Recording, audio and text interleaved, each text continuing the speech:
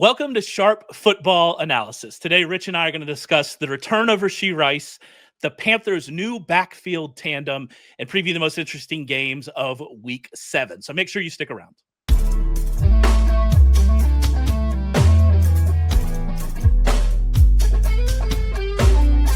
Welcome to Sharp Football Analysis. Rich and I are here to get you ready for Week 7 of the fantasy football season. Before we do that, I do want to tell you about a great offer we are offering over at sharp.football and sharpfootballanalysis.com right now. When you go to sharp.football and use coupon SHARP20, you can claim a full week of complete access to our site for just $20. $20 gets you all of our exclusive fantasy football analysis from our own Rich Hribar, who we'll be talking to here in just a second, along with all of our NFL and college betting recommendations for the week. The package is normally $110. Right now, you can get it for just $20. You don't want to miss another week. A $100 bettor has won $3,829 following our betting recommendations this season. Click the link in the description. Go to sharp.football. Use code SHARP20 to get our all-access weekly package, again, for just $20.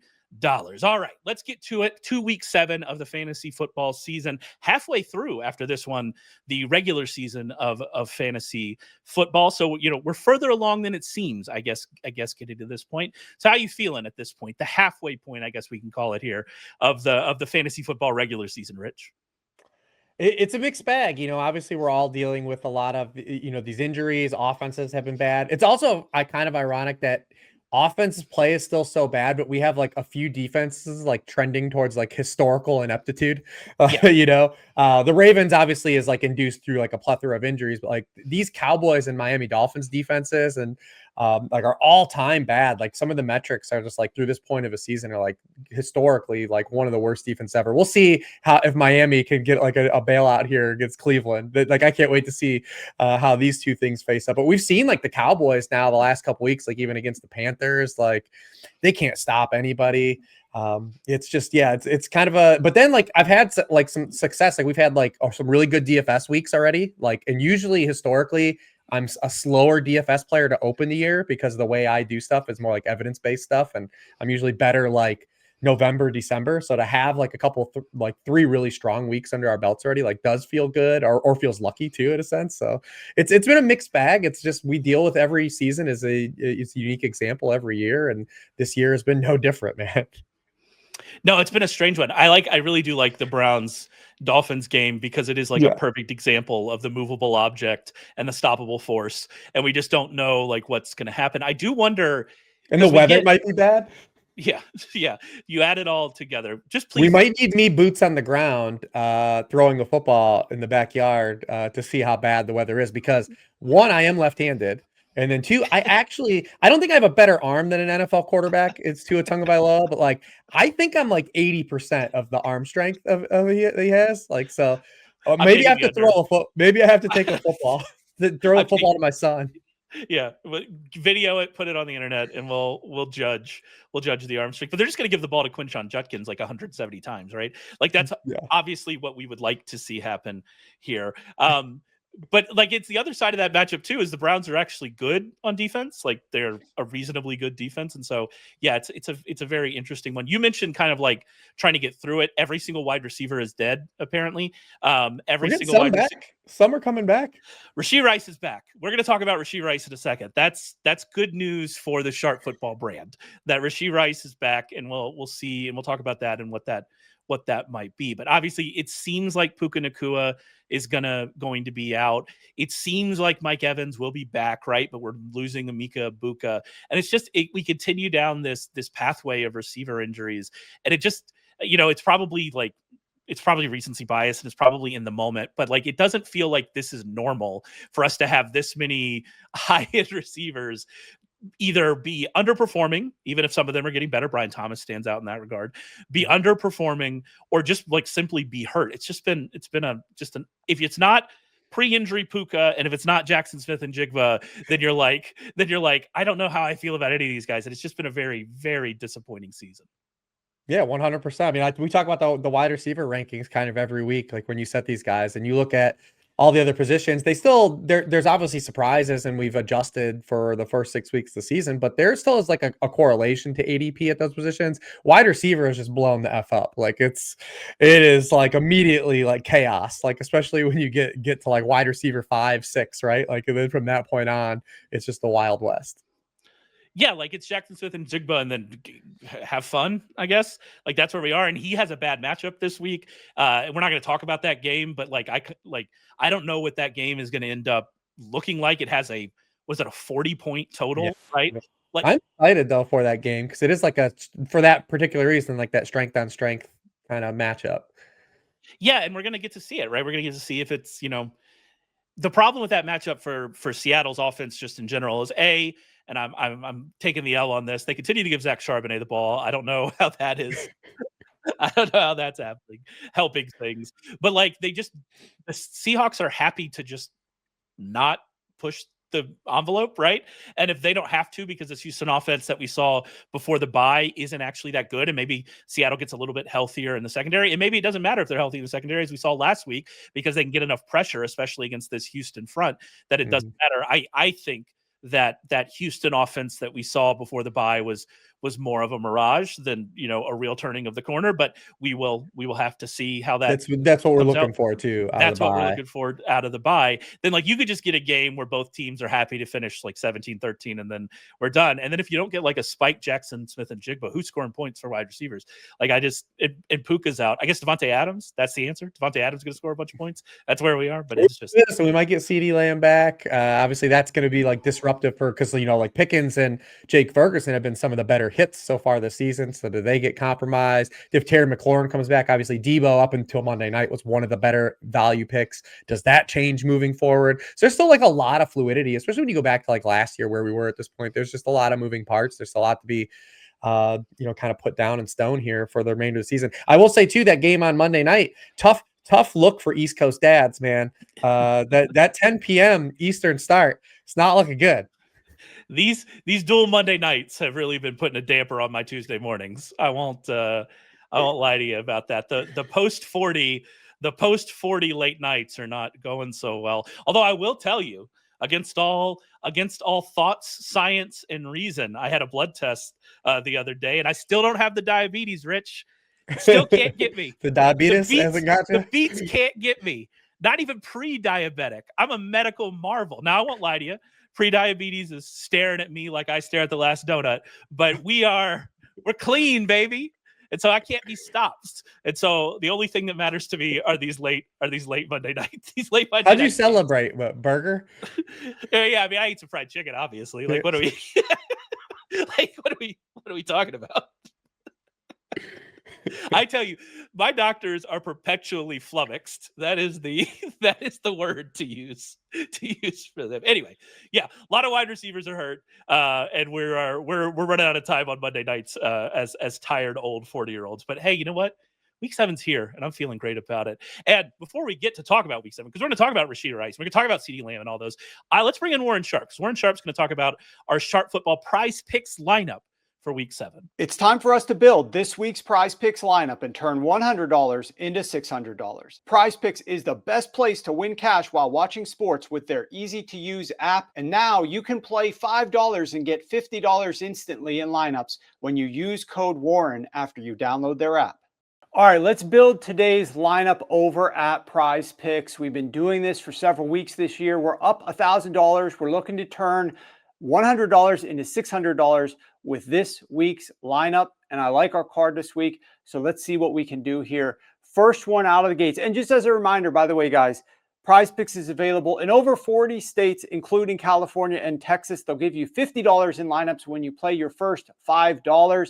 Make sure you click the link below and you can get access to that special promotion. Okay. Quinshon Judkins, we're looking for more than 82.5 rushing yards here.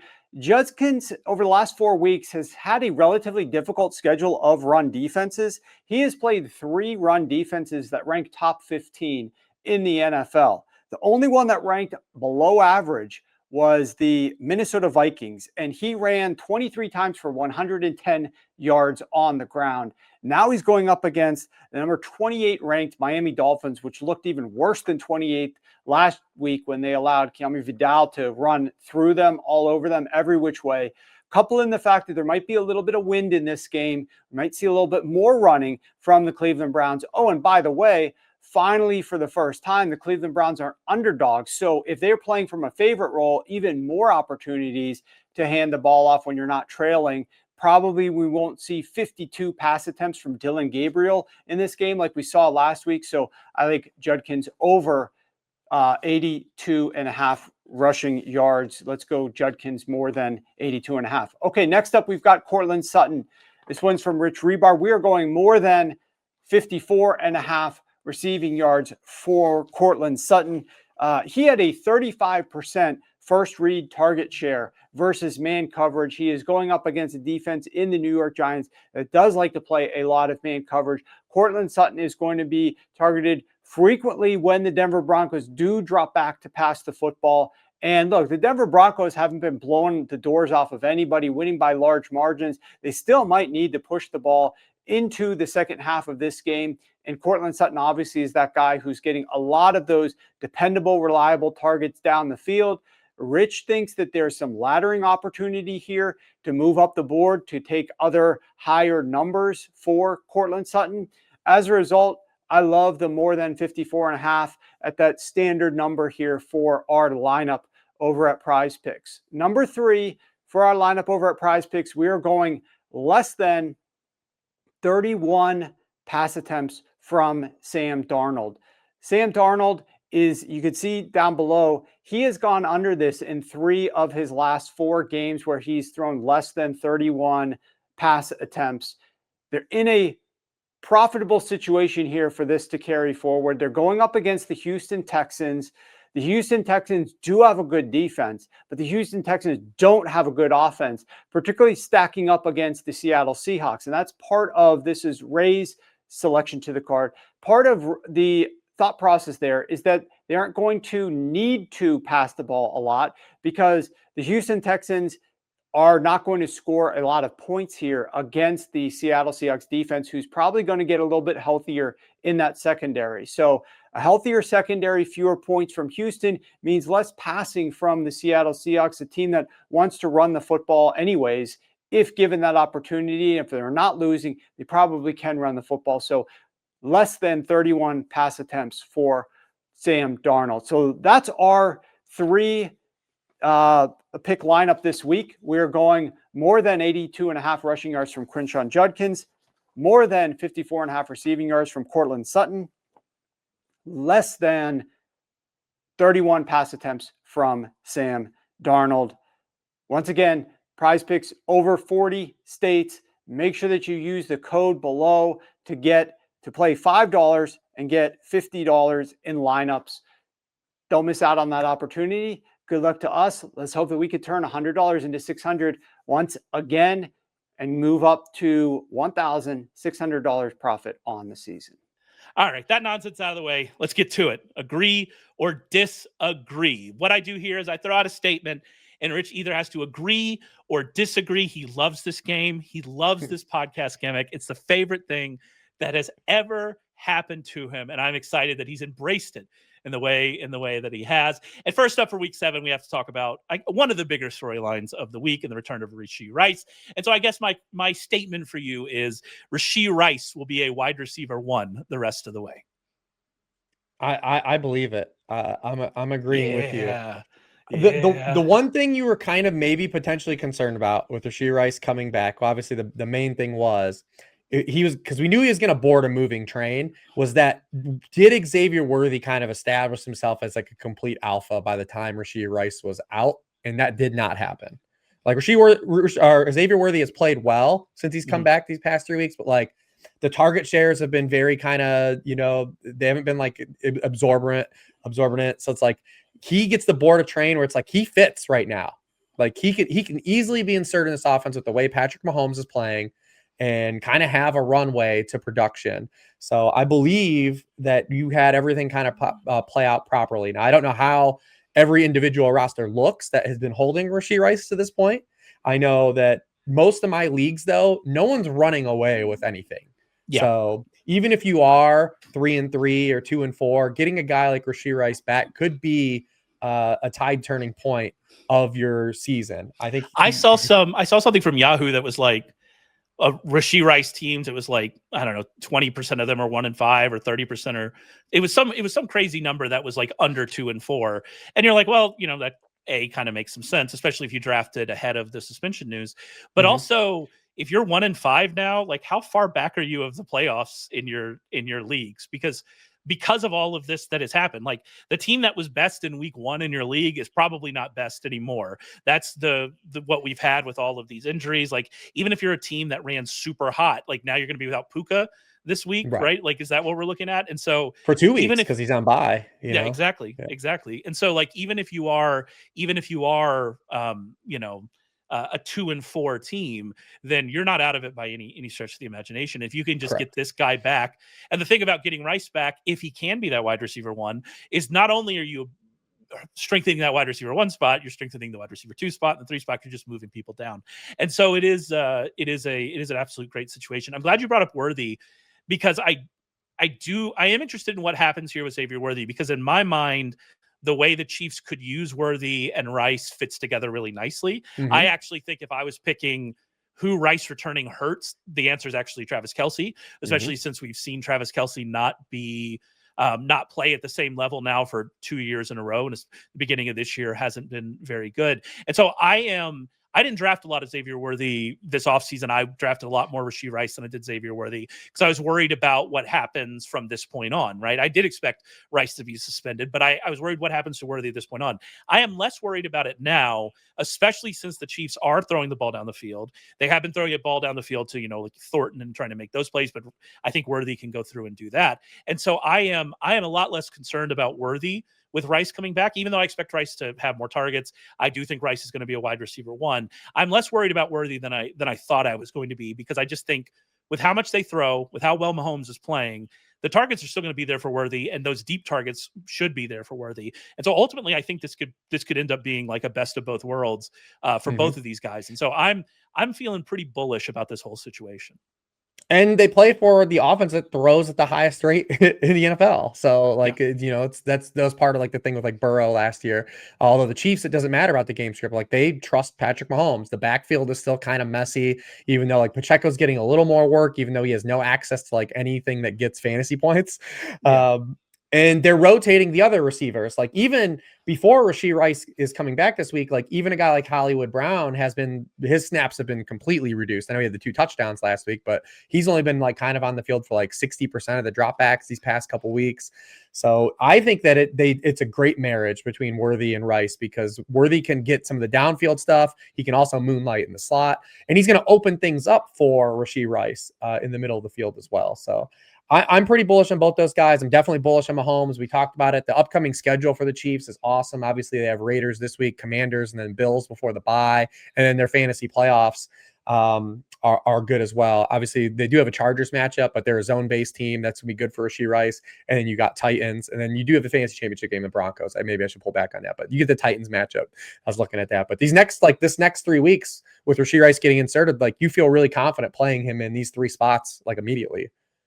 Yeah, like it's not coming. He is, I guess, coming back from an injury, but obviously he's had the long layoff from that injury. So yeah, and we've seen him in the preseason. Like he played in the preseason. Yeah, I have really no fear here. I do like, will the targets get there is a question. I believe they will get there, and so that is I'm feeling. Yeah, really not to the degree of where we left off. Like he's not going to out target Worthy 3-1. Sure, like but in this, and we just talked about the landscape, right, of the position, like. Even if you want to try to dock him and proceed with some trepidation this week, like who are like you, like not playing him over? Yeah. Like who has this abundance of wide receiver riches right now? Who has 4 wide receivers they're not interested in playing Rashee Rice over? It's not. I do have one main event team where we have like actually like 5 good receivers, and we do have to like sit a good one, and it's like, oh wow, we really luck boxed here.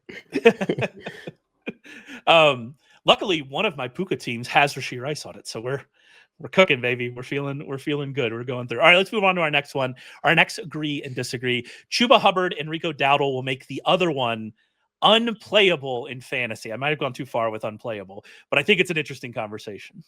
As in both, like they just cannibalize each other. Yeah, they cannibalize each other. I'm gonna disagree only because I think this team wants to run the football a lot.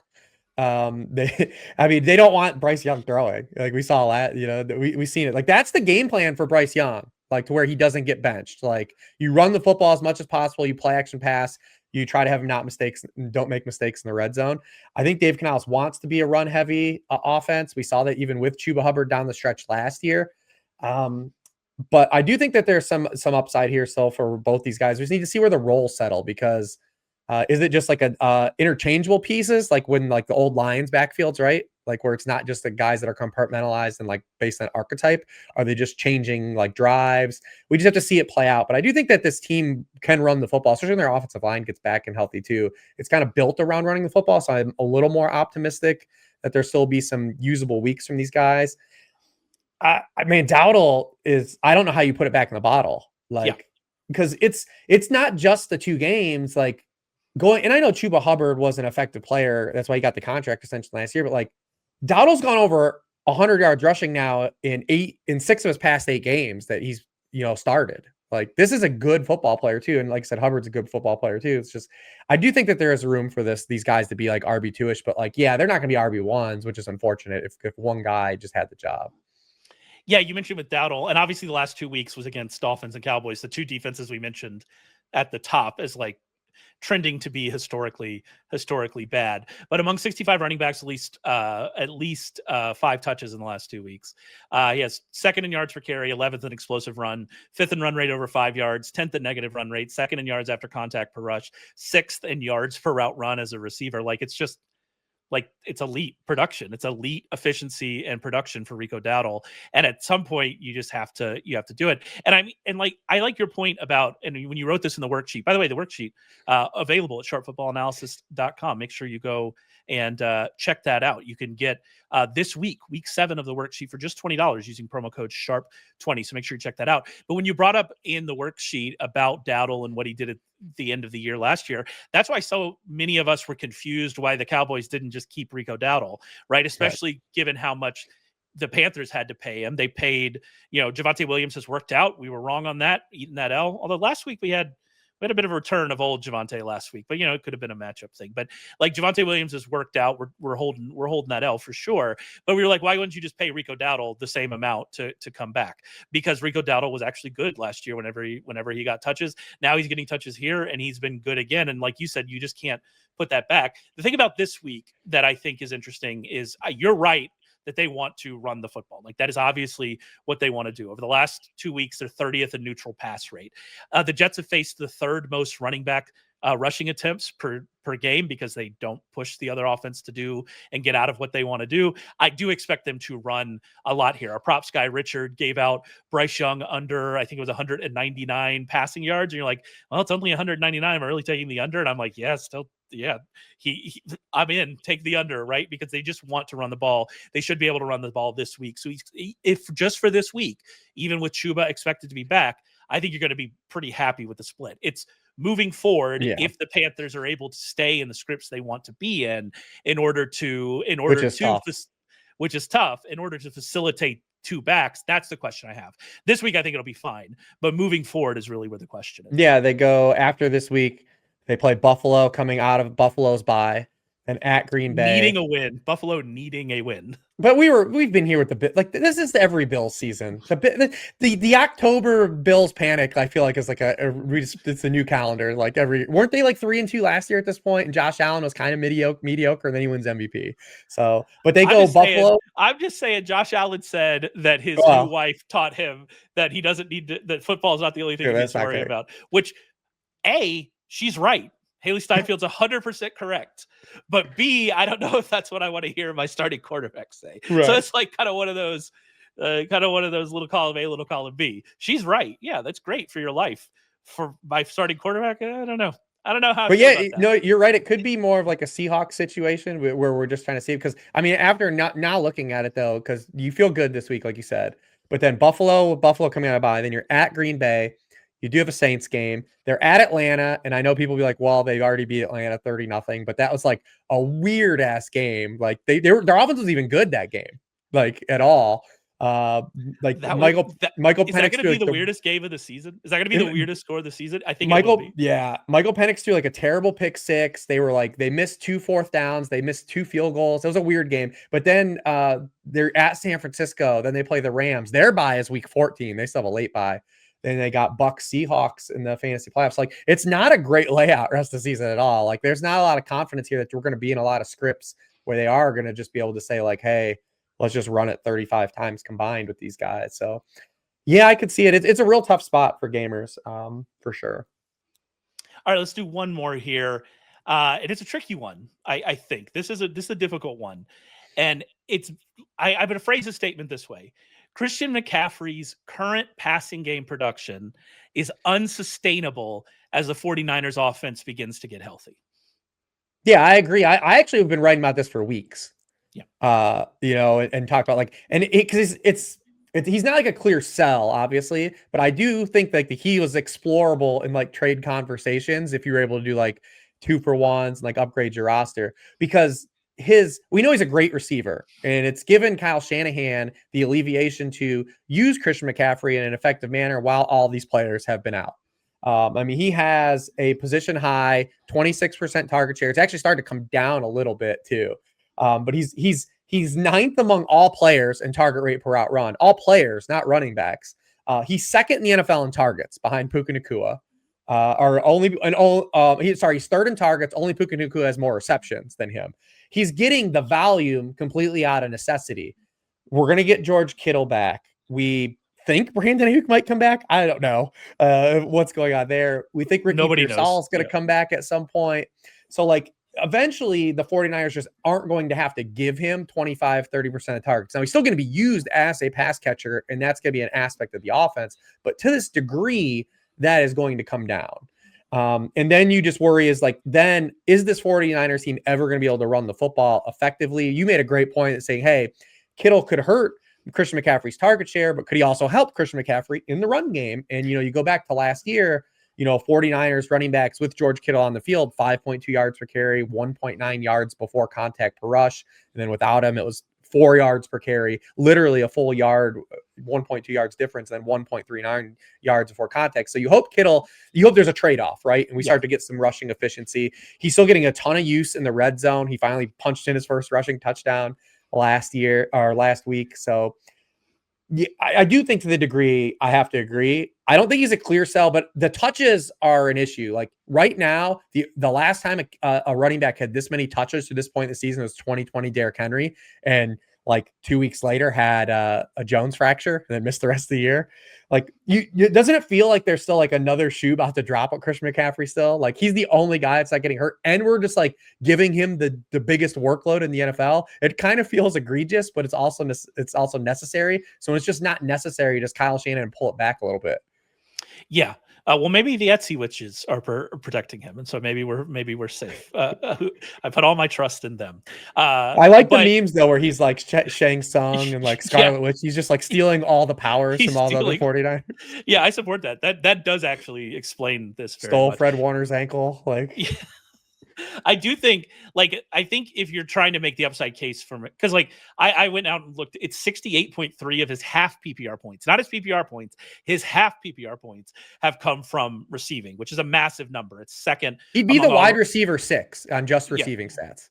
Yeah. So he is getting there through receiving. So if we assume, and I think probably rightly assume, that as Kittle gets back, it seems like Jennings is going to keep playing through this. I believe he was limited on Wednesday. We're going to get Pearsall back. We'll see. Like you said, we'll see about Ayuk.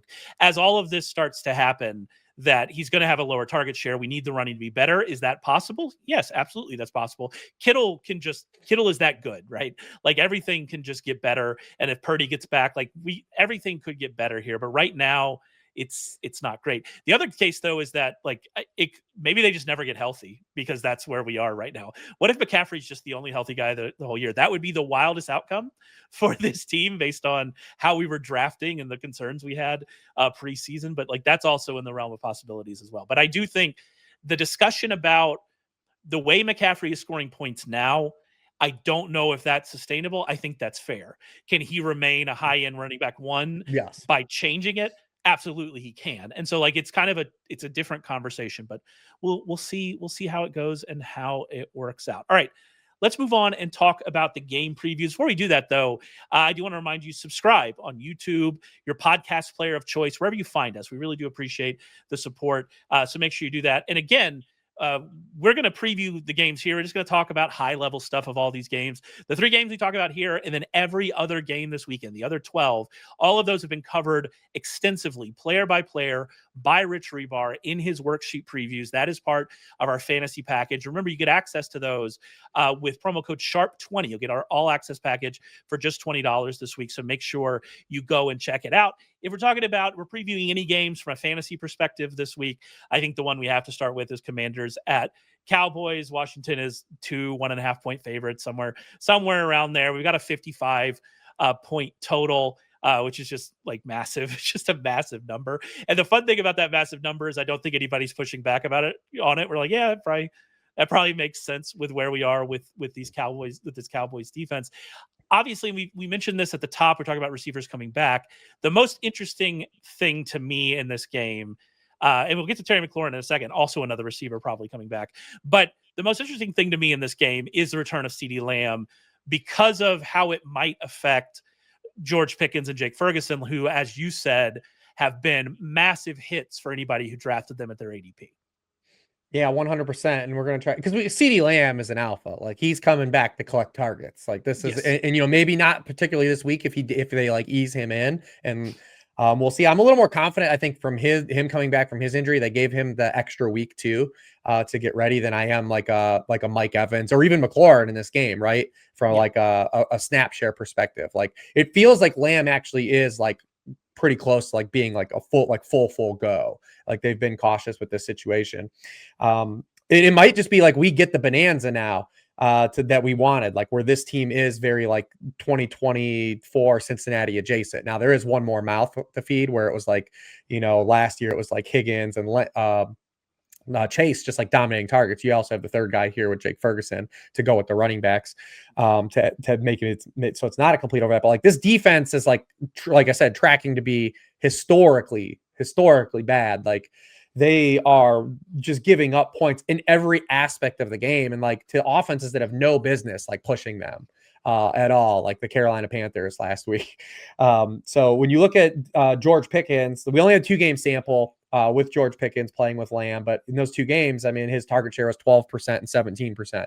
I believe it will probably end up higher that in totality when we like get 10,000 feet out, but he's not going to have the same 25% target share and the 42% share of the air yards he's had since Lamb has been out. Jake Ferguson had better splits. I think this particular matchup too is better for Jake Ferguson. Not that it's a bad matchup for Pickens, but the Commanders, the one thing they actually do well on defense is get pressure. So I do think, it does aid a guy like you've one Lamb who moonlights in the slot, and the Commanders production allowed to slot receivers matches that. And then Jake Ferguson is still going to get those targets while they've Washington's been oddly good against like outside receivers. So like it's been strange for their defense that we don't think is very good. They've been, every defense except the Cowboys has an area that they can actually do something against. And so that's not great for Pickens is still the archetype of player that can win on like 6 to 8 targets a game. He has 13 end zone targets. He was getting end zone targets while Lamb was there, and he was still drawing like those downfield shots. And because he had drawn 3 pass interference calls too. Like we saw it against Sauce Gardner, right? Like Sauce Gardner really did lock him up, but then when he gets the one long touchdown, like, all right, we're happy. That's why I'm not necessarily scared about it, because like, we were getting like elite wide receiver 1, like production usage, but that was also part of the thesis of drafting George Pickens was, hey, he's in a better environment if he's the same George Pickens as always. And then you have this like massive contingency value if something were to happen to CeeDee Lamb. That happened early in the season, and we had that run out. But I do think he's a player that can win on 6 to 8 targets with the types of targets he gets. Ferguson, big picture, is a lot more sketchy in that regard. Like, he needs targets to score fantasy points. I mean, he's the tight end 50 in yards per catch. He's the tight end 47 in air yards per target. When you have that type of stuff, like that Zach Ertz usage, you got to have a lot of targets to get a lot of. Now, he plays a low bar position, but he's been operating as like a top 4 tight end. we could see him be more of like a tight end, like 8 to 12 guy, like big picture with Lamb coming back. And that's why when I dug into the splits with Lamb early in the season, and it's obviously a very small sample, it was odd for me to see those splits still favor Ferguson. Like Ferguson's usage hasn't actually increased that much with Lamb out. He went from 27% target rate per route to 28.4%. He actually went down in target share a little bit up in yards per route run. But I also think you made a point with the Pickens splits, is that was like Pickens early on in his Cowboys career. Pickens has now confirmed and like earned Dak Prescott's trust and say, hey, if you get me the ball, I'm going to make plays, crazy plays. I'm going to side saddle jump somebody. Like I'm going to go and do wild things because I am, regardless of anything off the field and in the locker room, George Pickens is a very good and talented wide receiver. And so I wonder if those Pickens splits we saw with Lamb early in the season, if those are not really indicative of what we see moving forward, just because we now have that trust built in. And to your point, if you're looking for like, I'm going to target this guy or this guy, which one's going to give me like more upside per target, the answer is obviously George Pickens over Jake Ferguson, even though, Ferguson's still going to get his targets. Ferguson's going to be part of it. And so this team's right. They're 6th in plays per game. Like they're playing in a bonanza every week. And it's 55-point total. That's all you need to know. It's a 55-point total this week. We are loving the Cowboys situation. I guess the question is, DFS, this is tough because like there's not a lot of pivot games for this one. Do we just heavy stack? Like, do we just go further in the stack in this game? Is that the option? I was going to ask you. I don't really know what to do because I look at all the other games and single entry. I think you have because people are going to have pieces from this game regardless in DFS. Yeah. And I think if you're going to do single entry, you would play for like this game actually just like getting there over all the other games, and you don't try to just like hedge or trying to get like the best stack. You just literally play all the dudes, as many as you can, and you can because Jacory Croskey-Merritt was priced in on Monday night, so like his pricing hasn't adjusted to like his actual usage. So you can fit him in. He's going to be like a core piece for a lot of people this week, just because he gets you to a lot more of the upside pieces. So yeah, but if you look at the other games on this slate, it's hard to make a case for like a lot of these game environments. You can make some case for some individual teams, like the Chiefs could get there by themselves, but like Eagles Vikings has a lot of volatility to it.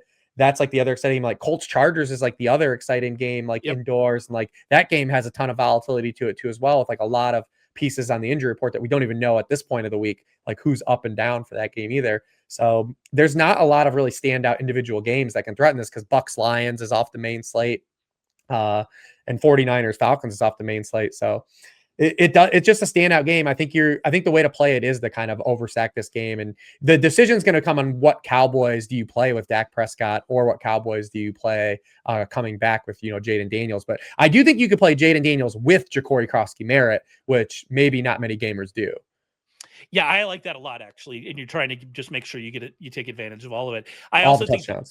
I think the other side of it, though, is like with the receivers with Washington, because we saw Deebo Samuel have, his lowest usage. He's obviously dealing through this heel injury that he's not even really practicing through.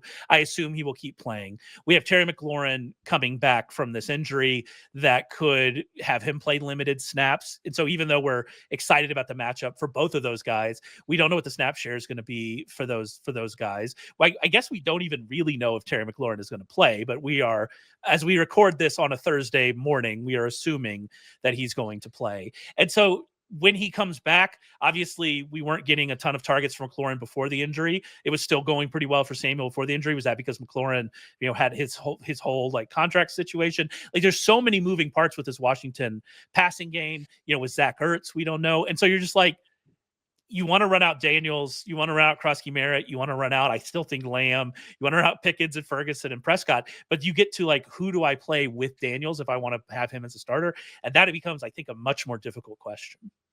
Yeah, I still want to dabble with McLaurin, especially if like people are going to do the wait and see thing with him. I just want to be ahead of it just in case it hits. And if you don't, you just close the laptop anyways in your single entry. But because of the types of targets we know he still commands and where this Cowboys defense is giving them up, and that might just be inherently like pushes people to him anyways. But I mean, Dallas has already allowed 14 receptions on throws 20 or more yards downfield to wide receivers. 5 of those have been touchdowns. Even when McLaurin was on the field to open the year, he still had 30% of the team air yards, which is the highest in the league. You kind of go back to those 2 matchups. In the week 1 game, he was open for a 70-yard touchdown and was overthrown in that Giants game. I know that feels like 2 years ago at this point. And then in week 2, they faced that was the Green Bay buzzsaw, right? Like and then he's out. He has the long play in week 3. He's out after that. But Cowboys are running a ton of zone, cover 2, cover 3. And then when McLaurin was active still in those games, like he even a higher share of the targets and air yards in those games. So if the field still wants to be trepidatious with him, I think I want to be more bullish on him, especially with the way Debo's kind of looked like he's fighting through this injury on Monday night. So I'm going to definitely mix in some McLaurin into those stacks as well. But I do think that one of the sharper ways to do it is you just get Croskey-Merritt and Daniels together, because you could theoretically get 4 rushing touchdowns out of those guys if you play those guys together. So I like that as well. But listen, Jaden Daniels is not sneaking up on anybody in DFS this week. Yeah. I promise you that. Mahomes and Jaden Daniels are going to be everywhere.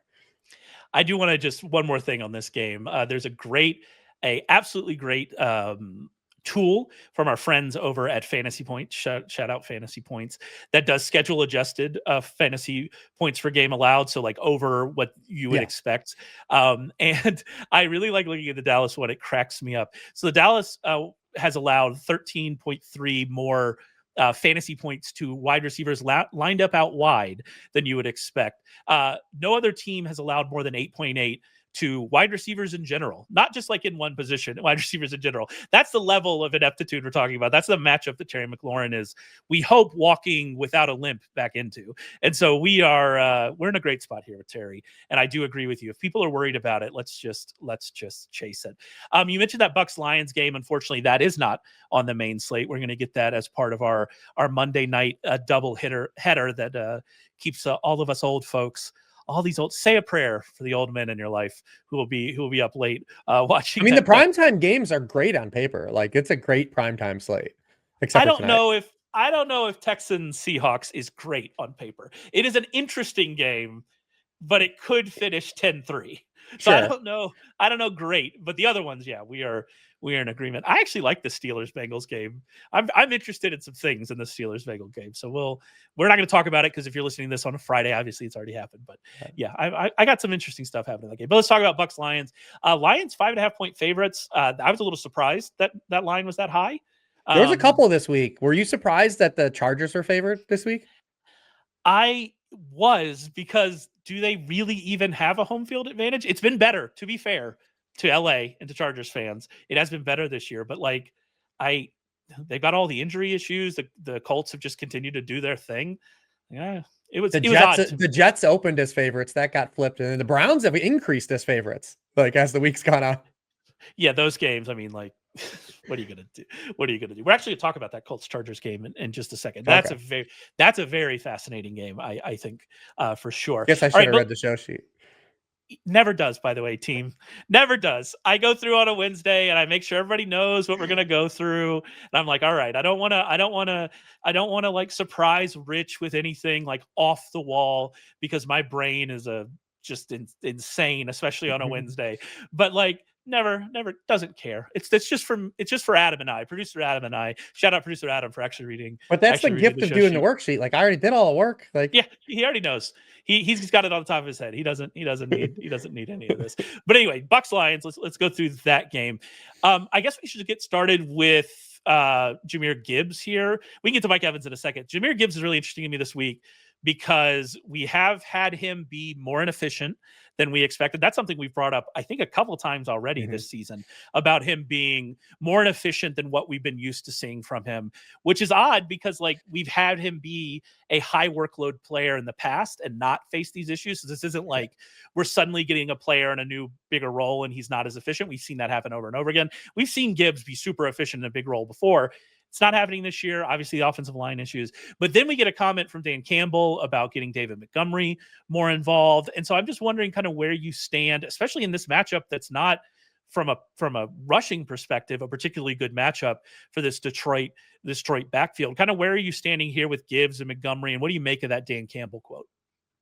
Yeah, Gibbs has been a tough to crack this season. You know, you always want, every time I even go to rankings, I have a tough time slotting him, right? Because like, you know, David Montgomery still exists. The run game hasn't been very good. You know, like, it's funny, I rank him higher than I should out of like fear of what he can do than what he's done.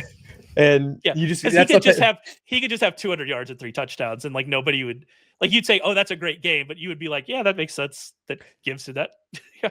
And the workload has still been strong enough to where you're like, man, like eventually this, like from the evidence we've had for years 1 and 2, like if he keeps getting this many touches, like, man, like he's going to drop some hammers, and it just hasn't happened to this point yet. He's had the one really kind of spike week, but I mean, you look at him so far right now. I mean, he only has 2 RB1 scoring weeks, period, on the season.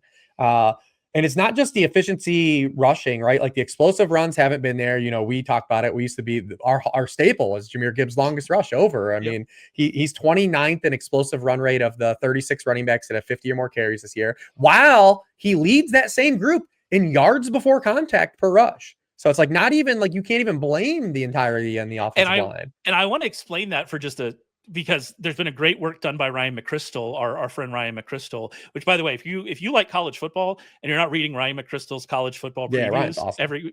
Ryan's unbelievable. Make sure that you go and read his previews. But Ryan McChrystal did a lot of great work about how explosive run rate is very closely tied to how many times the offensive line can get you 3 or more yards before contact. Like, it's so closely tied with that. So if the offensive line is still doing a good job and you're not getting explosive runs, that is confusing, and also points to, like you said, this being more of a Gibbs issue, which again doesn't make sense to me, because as I watch him, I don't see anything different. It's just a very odd situation that it kind of speaks to me that this is just a little bit of noise. Like we're just on the precipice of him just having a game where he breaks off like. Well, we would be if his head coach didn't say like we want to not give him the ball. There's the rub. There's the rub. The other thing too with Gibbs, before we jump into that quote, is that his receiving usage has been nowhere these last couple weeks. Like, and you know, Fantasy Points bringing up again, like they have a great tool too that does the first read target share stuff. And over the past 3 weeks, he has a 5.6% first read target share, which means they're not calling like pass plays designed to get him the football, basically. So he's just living on checkdowns, and those checkdowns haven't been there because Goff is hitting his actual first reads. But right now he's averaging 18.7 receiving yards per game. That would be definitely a career low. So like we're not getting that either. So we've lost kind of the 2 hallmark staples of like what unlocks fantasy ceiling: explosive runs and catching the football. So we need those to bounce back. And then obviously we had Dan Campbell. Well, you know, Warren wrote about the short yardage stuff that the Lions had last week.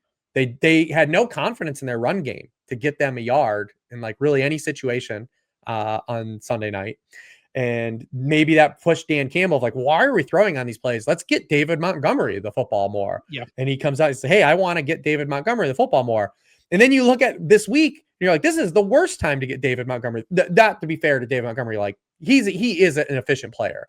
I shouldn't say like that, but like in context, like what the Buccaneers do defensively though, like if Dan Campbell is saying that with the emphasis of not wanting to get David Montgomery the football more, but wanting to run the football with more power, like doing that against the Buccaneers is the worst thing. That's like the worst way to attack the Buccaneers. Let's run it Vita Vea like the whole game. Like, no, you should be wanting to get Gibbs and Montgomery in space and use these guys in the passing game. So I'm very worried about Dan Campbell, the timing of this quote, unless he just meant he wants to see David Montgomery used more. Because in the context of this matchup, it makes no damn sense for them to just line up and run the football on the Buccaneers.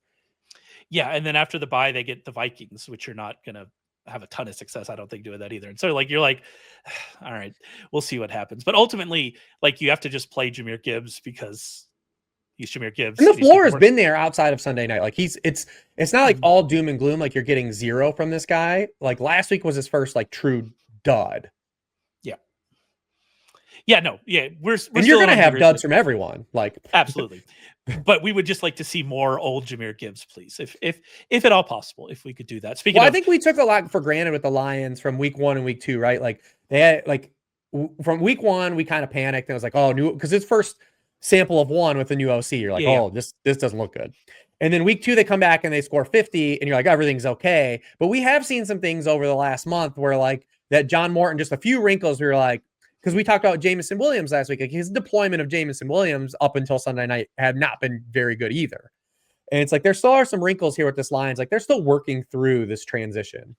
And the question is with Jameson Williams, was that just a matchup thing because we saw the same thing with Amon-Ra St. Brown? Right. Or did they actually learn something about Williams and say, hey, maybe we should keep doing this moving forward? You would hope so, because like it worked out well for him, that we're just going to keep doing this moving forward. But we're guessing because we don't know. We're not in those rooms about what's going to happen. All right, we have to move on and talk about Mike Evans. We're assuming Mike Evans is back this week. We're recording this again on Thursday morning. They obviously haven't had a practice this week, an official one, but we got word on Thursday morning. Sorry, recording this on Thursday morning. Got word on Thursday morning that Mike Evans is expected to practice on Thursday. We will assume he is back this week. If that is the case, what are your expectations for him? We were in this. The good thing about this, we literally had this play out last year, where Mike Evans missed a month with a hamstring injury, came back to a depleted wide receiver room. At that point, Chris Godwin was out. Jalen McMillan was actually hurt at this point too when he came back. And Mike Evans ran a route on 65.6% of the dropbacks in that game. He was still targeted on 29% of his routes. He slid over 3 yards per route run, but it was more of a pick your spot run out. And this is a guy that's the last 6 years he's had a hamstring injury, something with a hamstring injury. Like they know how to provide maintenance here with him coming back. So I don't think he's going to get pushed to have 100% role like I brought up with like Lamb. I think Lamb out of the receivers that are coming back, and Rashee Rice, because obviously he's just not hurt. The other two guys could have like a softer run out in terms of route participation. Now, when Mike Evans is on the field, the Bucs will probably be throwing, and he can still get high leverage targets. I mean, this is a guy that has literally just under 50% of the team end zone targets when he's been on the field the past years. And he's coming back to a matchup where the Lions secondary is still just so bludgeoned that even if Mike Evans only gets, say, like 6 to 8 targets, he can make those work as like an upside wide receiver too, like we talked about, like George Pickens, right? High leverage targets against an opponent that's just really going through it with injuries and now the suspension to Brian Branch as well. So the spot's still favorable, I think, enough for Mike Evans where you're playing him still as like an upside wide receiver 2 guy, but we're probably another week away from him being like back to having like a dominant stretch here, like at the end of like what he did at the end of last season, because he's going to have a little bit of a runway. Because I don't think we're going to see Igbukah for a couple weeks. Godwin, I mean, I don't know if he'll be the same the rest of the year. So yeah, I would say like we're probably have a stretch where Mike Evans is a wide receiver 1, but I think he's more like upside wide receiver 2 here based on the matchup and probably just getting 2/3 of like the routes. Yeah, to your point, I don't think Igbukah comes back until after their week 9 bye. So I think we do get that Saints game. It's not as fun with Mike Evans with the Saints anymore because old our Lattimore's not there anymore. But yeah, I think we get that New Orleans game out of Evans before Igbukah is able to come back. They do play the Bucs during the season of the Commanders, so we do have, I think, one more, don't we? Yeah, we're excited. We're looking forward to it for sure. Let's move on. Talk a little bit about the Cade Otton part of this because it's interesting to me. Like we expect Evans back. Whenever Otton was really at his height last year, that was because they were missing both Evans and Godwin. Like everybody was out, and then as soon as we saw Evans come back, we saw that kind of disappear. But to your point, we probably aren't going to see a full complement of snaps from Evans, even if he is, playing in this game. And the target rate for Otton has already spiked the last couple of weeks with Godwin, both struggling through the injury and being out. And that was with Igbukah healthy. And so I don't think, even with my expectation that Evans is back this week, I still think that I'm interested in Cade Otton this week from like what, especially, I'm not going to say he's going to, be the tight end 1 or anything like that. But like this guy had a Trey McBride-esque target share last year when Evans and Godwin are out. I don't think it's going to hit that, but like I still like him this week, even if Evans is back. Is that fair? Yeah, I think it's fair. I think he's definitely on the streaming board if you lost one of these tight ends that were injured. It's a really great streaming week for tight ends, actually. It's unbelievable. I had 7 in the waiver wire article that I felt okay with. Listen, on the pick 6, like we actually talked through like the validity of being able to play 2 tight ends in DFS this weekend too, because the cheap tight ends aren't punts. They're like, they could have wide receiver usage, and we didn't count Otton on that because he's obviously not on the main slate, but like, Harold Fannin and Michael Mayer. And then if Marvin Harrison doesn't play, like Trey McBride, like looks amazing. Like you're talking like wide receiver usage for these guys. So it's like, man, there is some validity to maybe playing these guys, but it also has a great running back slate too. But to circle back to Otton, like, yeah, I don't think. Upset. Go ahead. I'm really upset that y'all talked about McBride Fannin because I thought I was going to get a little cute with it, with the McBride Fannin, with the Mayer Fannin. But I guess the one thing you cute learn enough. in the like fantasy football now these days is like someone Never else cute is. enough. Yeah, Never cute someone enough. else knows. Like someone Story else of my too. life. Never cute enough. And that's Story not me patting myself on the back. It's like there's things that are like, oh, I'm gonna be sharp here. I'm like, yeah, other people knew. I always hate we have a Slack channel that has Rich, myself, and Curtis Hirsch, who's a great fantasy player, high stakes fantasy player, just one of the best. Writes a lot of our like same game parlays and some other stuff. You should go read him. And every now and again, I'll bring in an idea that I think's really like sharp in there, and you'll be like, yeah, they talked about it on this podcast. I'm like, damn it, like I never had an original thought. Is what I've learned. There's so much information out here now, man.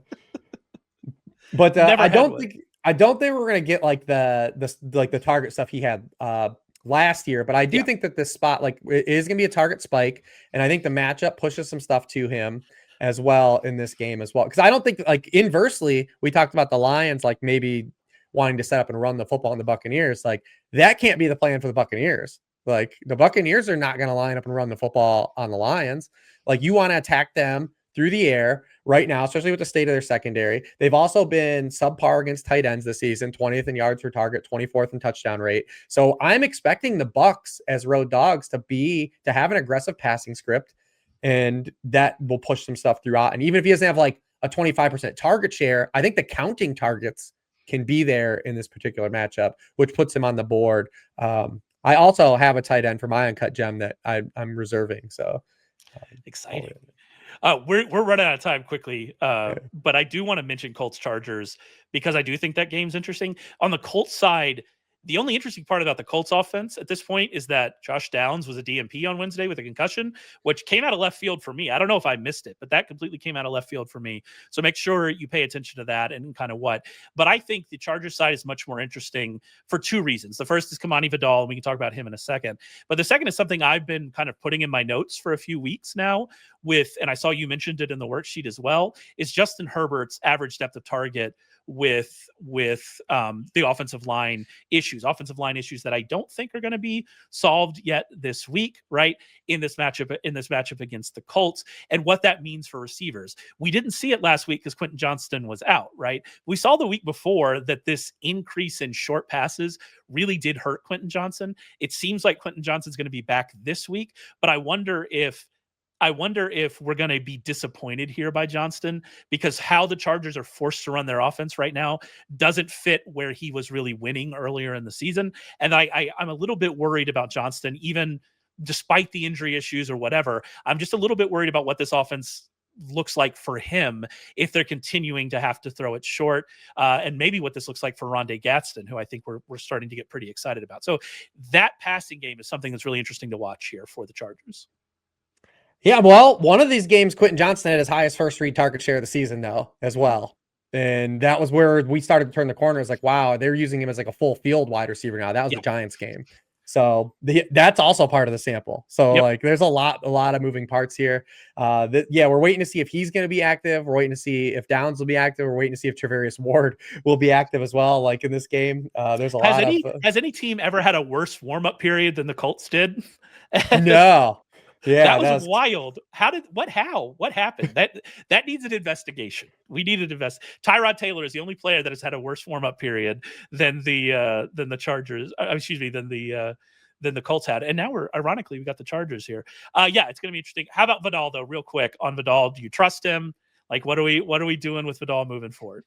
Mildly, but I liked him as a prospect, and I liked his ability to create explosives last week. Obviously, huge asterisk Dolphins.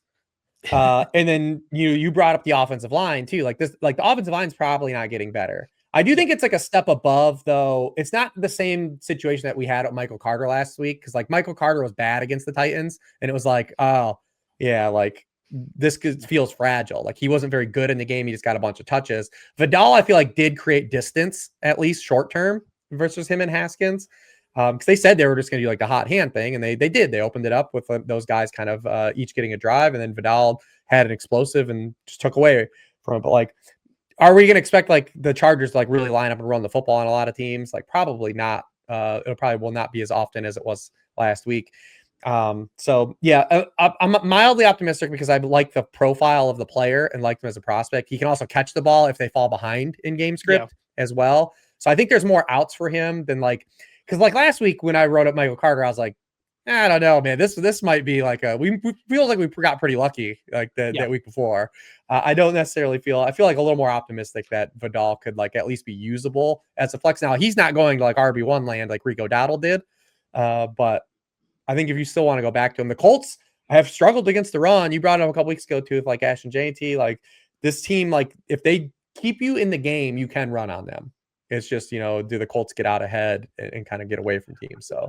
Yeah, I put that in the waiver column. Or well, you like the Dolphins matchup. Well, who's one spot below them in yards allowed before contact to running backs? Well, the Colts are one spot below them. My thing with Vidal, and it's funny you mentioned Carter because now I've started the hottest pickup of every week in the waiver column. I've started with, well, I mean, obviously you got to pick this guy up, but here are some concerns. And I did that with Michael Carter, and I did that. Well, they're on waivers for a reason.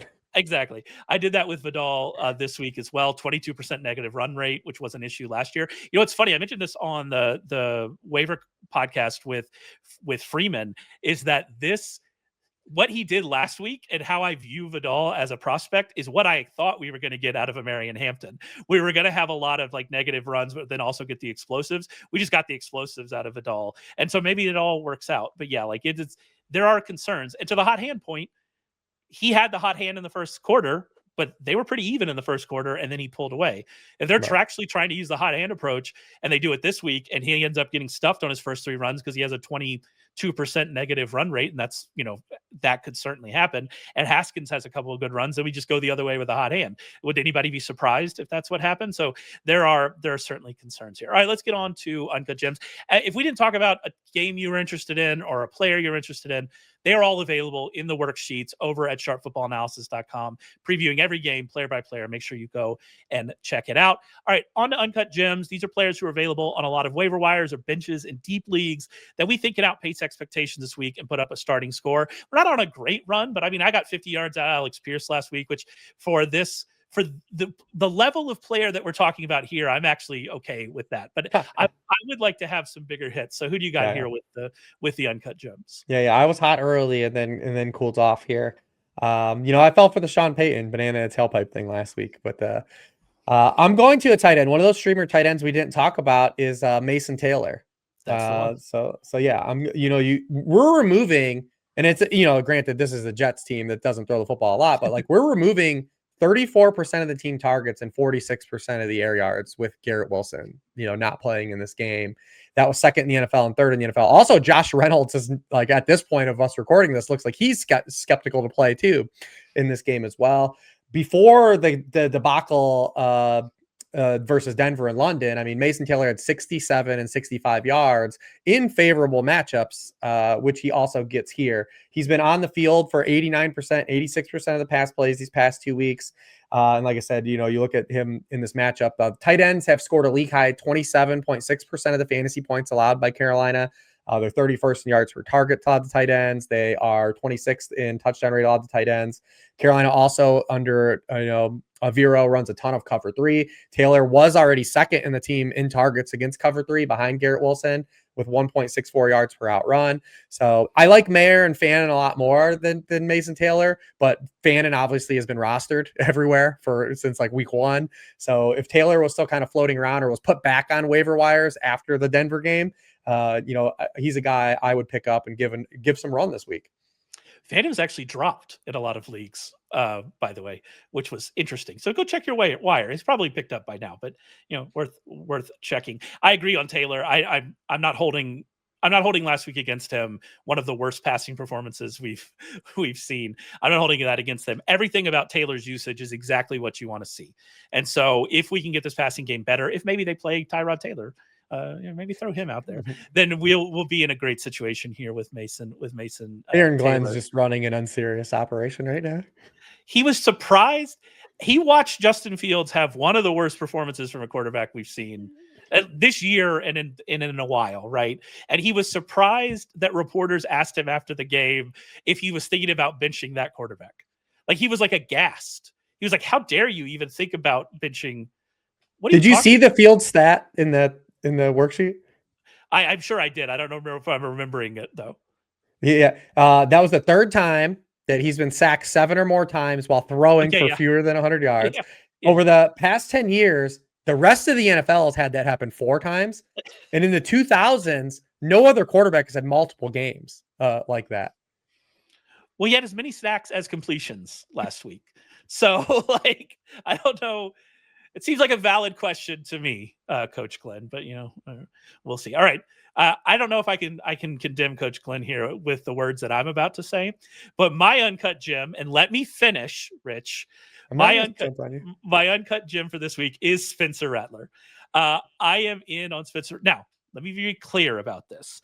I don't think we're getting like a massive game or anything, but if you are really desperate, or especially like in 2 quarterback leagues, if you're platooning and you haven't been playing Rattler, this feels like a good spot for Spencer Rattler, who quietly has actually been playing well over the past several weeks. He's 10th in yards per attempt over the last 2 weeks. He's 2nd in off-target throw rate over the last 2 weeks. He's been running. He's averaging 24 rushing yards per game over the entire season. The problem for Rattler this year has been that the touchdowns just have not been there.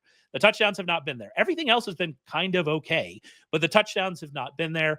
But the Bears have allowed the highest touchdown rate in the league. It's not particularly close. They've allowed a touchdown on 9.3% of the attempts against him. I think we could get 30 rushing yards here, 2 passing scores, and that makes him a viable streaming option if you're in a bind, and certainly a viable option in 2 quarterback leagues. Now, let me hear it. Let me hear talking about Spencer Rattler as a gem. No, I'm for it. Hopefully the weather is good in that game. That's a problem.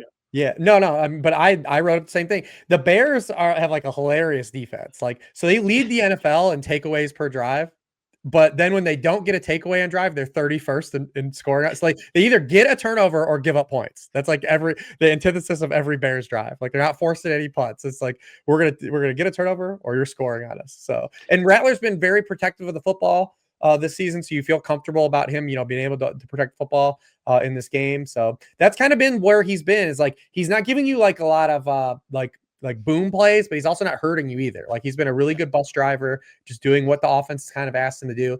And like Rattler was a good quarterback prospect at one time. Like, people forget, like, he was an immensely better quarterback prospect than Tyler Shuck. They made a Netflix show about him. Yes, correct. Like, he was a legit, and then he went to South Carolina. Obviously, the Oklahoma debacle was a debacle. That is the word to use. But he was like a huge Devy play. Like, if you play Devy, like, he was one of the hottest like Devy quarterbacks. You knew who Spencer Rattler was, and he was good at South Carolina. Like, within the confines of what being good at South Carolina means, and that's if you don't follow college football, you don't know what I mean there. But like within those confines, he was actually pretty good at South Carolina. This is not shocking to me that he's been fine. Is he anything better than a long-term backup? Probably not, right? Yeah. But he can be fine here, and especially in this matchup, I'm looking for it. And like I said, really the only thing missing is touchdowns, and this is a matchup where you could see the touchdowns. And so that's what. And this is a week where I think outside of the very top of quarterbacks is really wide open this week too. I had a really hard time finding. I had Jackson Dart as an ad because, like, I just think he's going to be in the QB1 mix all year long. Like, it's not a good matchup for him, but like, I just think he's a guy that probably should just be on rosters. Yes. But short of him, like, I was really hard time finding streaming options. Like, I was trying to convince myself into Geno Smith and some of those guys. Sam Darnold in this super low total when he might only throw 25 times in a tough matchup. Do you feel good about that? No. Like, it is not a great week for streaming options. So I do think you could do worse than Spencer Rattler. What a sentence. How have we gotten here already in week 7? Anyway, that's it for us. Make sure you head over to Sharp Football Analysis. Use that promo code Sharp20 to save $20 or get our all access package for just $20, which is an absolutely great deal. You get access to all of our betting recommendations, college, pros, props. And you'll also get access to all of Rich's fantasy content, his DFS picks, and his worksheet previews, which go player by player through every single game, every single week. Check that out. Subscribe to us wherever you find us. YouTube, your podcast player of choice. That really helps us. We appreciate it very much. And Rich and I will be back to talk with you next week.